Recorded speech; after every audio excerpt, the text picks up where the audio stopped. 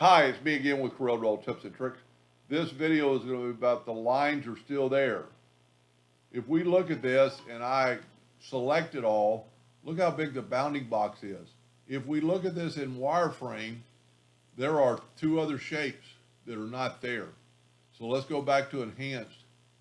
The other way you can check things out is go to Windows, Dockers, and Objects, and you have three curves. Now the two curves that are basically invisible, so you could do it on here and select it and then hit delete.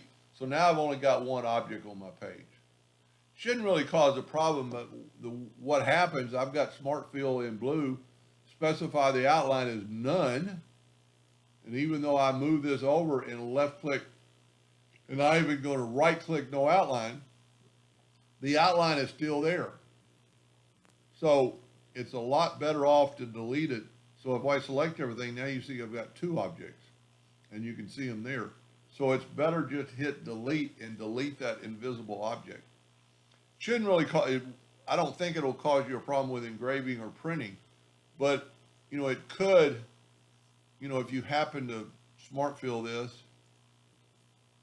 and move this over and left click, and it's, you happen to select, trying to select, and if you're not on that line to select that one and you're off the line, you're going to select the invisible one and you think you moved it and you didn't move it.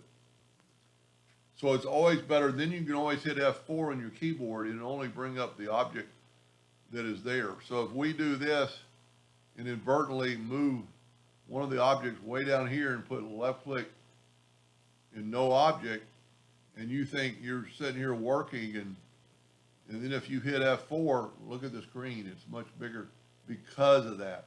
So we can select on that curve and hit delete. And now we're going to hit F4 and I just get my object. I hope that helped a little bit. Thank you for watching.